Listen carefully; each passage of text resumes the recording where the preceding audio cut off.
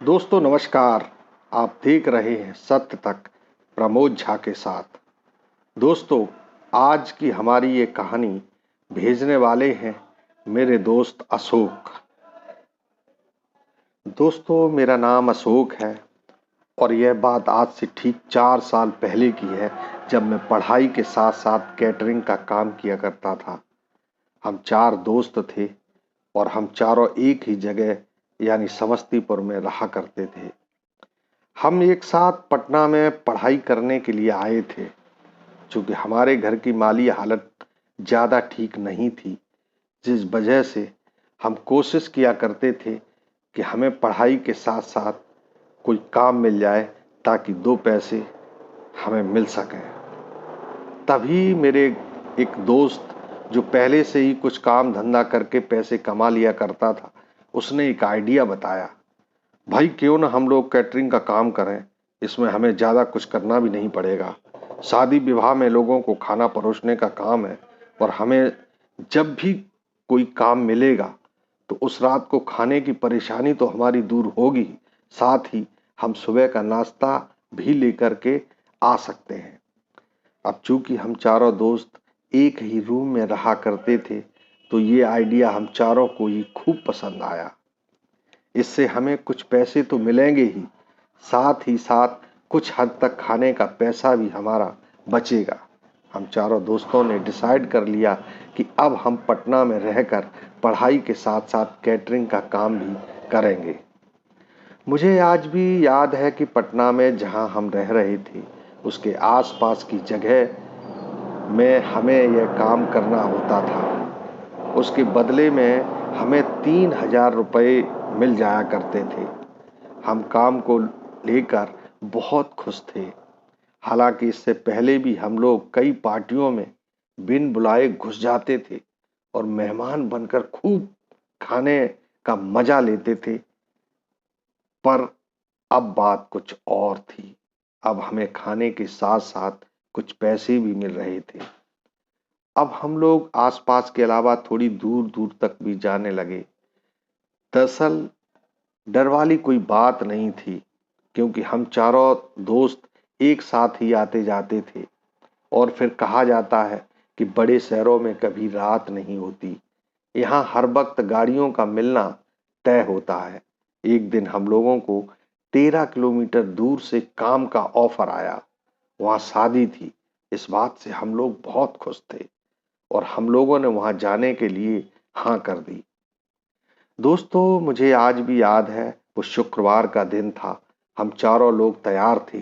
तभी मेरे दोस्त राजू ने बताया कि जिस जगह हम लोग जा रहे हैं, शहरी इलाके से काफी दूर हटके है। मतलब हमें अपने शहर से 13 किलोमीटर दूर हटके एक सुनसान जगह पर काम करना था। तो मुझे काफी उत्सुकता हुई, तो मैंने कह दिया, हाँ भाई ठीक है, काम करने में काफी मजा आएगा। तभी राजू ने कहा, वहां रात को शहर आने के लिए कोई गाड़ी का साधन नहीं है, हमें पैदल वापस आना पड़ेगा। यह सुनकर मुझे बुरा लगा, पर अब मेरा मन वहां जाने को तो नहीं था, पर मना कैसे करता। अब तो बहुत देर हो चुकी थी। अब हम लोग कमरे से निकले और नीचे आकर एक टैक्सी में बैठ गए। जब हमने उस टैक्सी वाले को लोकेशन दी तो वो टैक्सी वाला चौंक गया। उसने पूछा, आप लोग वहां क्यों जाना चाह रहे हैं? उसके हाव भाव देखकर मुझे अजीब सा लगा। तो मैंने टैक्सी वाले से पूछा, क्यों, वहां जाने के लिए कोई बात है क्या? पर उसने मना कर दिया। कुछ नहीं, टैक्सी आगे बढ़ा दी। हमारे तीनों दोस्त टैक्सी के पीछे वाली सीट पर बैठे बातें कर रहे थे, पर मैं आगे वाली सीट पर बैठा। उस टैक्सी ड्राइवर का चेहरा पड़ रहा था, जो वहां जाते हुए खुश नहीं दिख रहा था। मैंने उससे पूछा, भैया उस जगह में है तो जरूर कोई बात, आप बता क्यों नहीं रहे?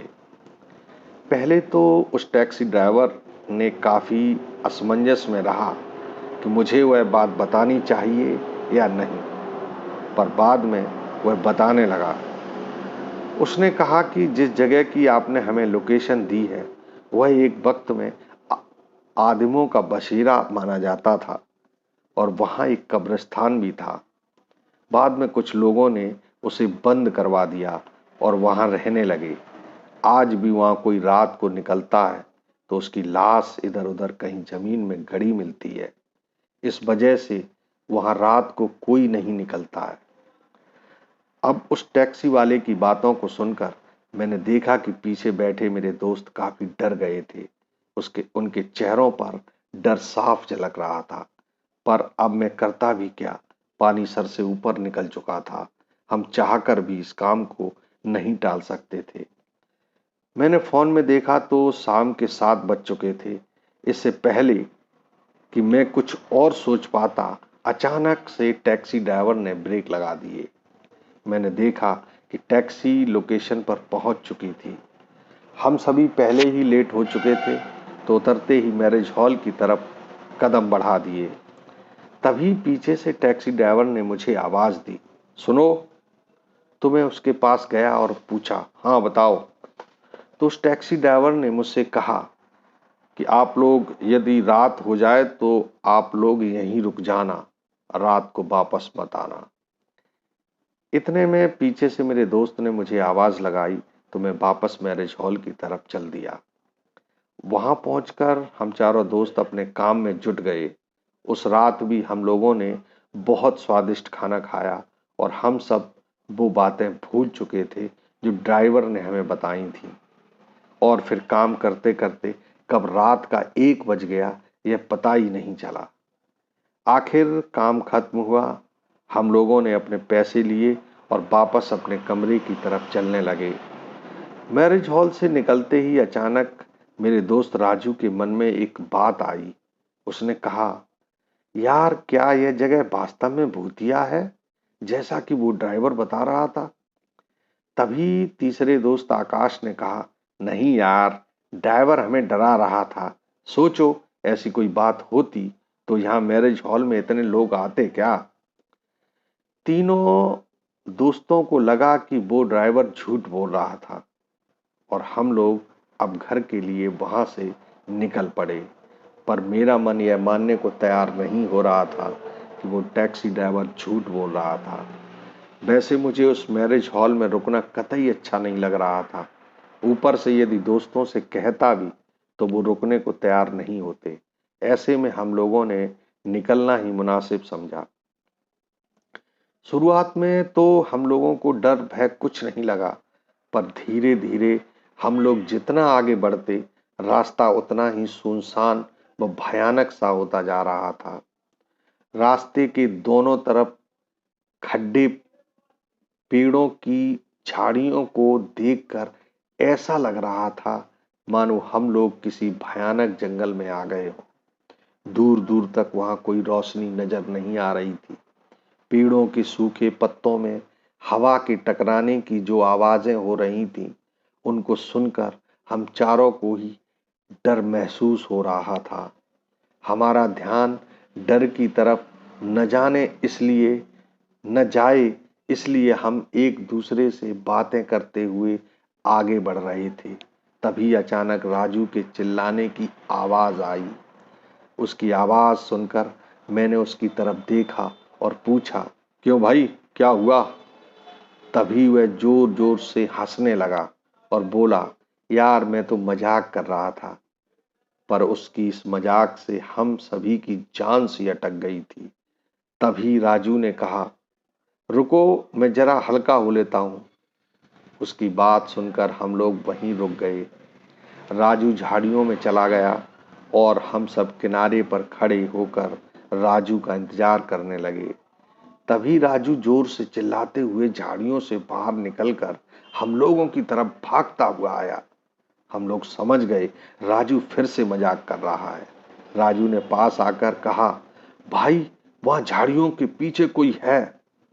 पर हमारे अन्य दोस्तों ने उसकी बात पर यकीन नहीं किया। पर मैं समझ गया था कि कुछ तो ऐसा है जिसे देखकर राजू डर गया।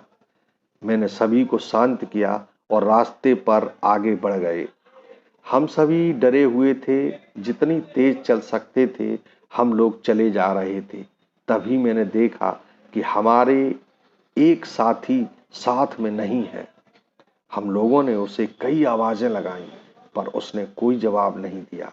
मैं गुस्से होते हुए चिल्ला कर बोला, यार पहले राजू, अब तू शुरू हो गया। मजाक छोड़ और यहां से निकलने की सोच। उसकी कोई आवाज न सुनकर राजू भावुक हो गया और उसने कहा कि मैं मजाक नहीं कर रहा, वहां कोई था, उसी ने मेरे भाई को कुछ किया होगा। मैंने राजू से पूछा, तुमने झाड़ियों में क्या देखा था? उसने बताया, भाई झाड़ियों में कोई था जिसकी आंखें पूरी तरह से काली हो रखी थी। उसको देखने से ऐसे लग रहा था मानो कोई कफन लपेटे हुए कब्र से निकला हो। उसके शरीर के कुछ तो हिस्से गायब ही थे। यह देखकर मैं भी डर गया और भागते हुए आपके पास चला आया। अभी मैं राजू की बातें सुन ही रहा था, तभी मुझे उसी हुलिया का राजू के पीछे कोई खड़ा दिखाई पड़ा। उसे खड़ा देखते ही मैं जोर से चिल्लाया, भागो सभी। अब हम तीनों वहां से भाग खड़े हुए। भागते भागते हमें ऐसा लग रहा था जैसे कुछ लोग हमारा पीछा कर रहे हो। तभी राजू को देख तभी मैंने देखा राजू को कोई घसीटते हुए पेड़ों के पास ले जा रहा है। देखते ही देखते उसका शरीर चिथड़ों में बिखर गया। अब मैंने इधर उधर देखा तो मेरा कोई दोस्त वहां नहीं था। मैं समझ गया था अब मेरे सारे दोस्त मारे जा चुके हैं और अब मेरी बारी है।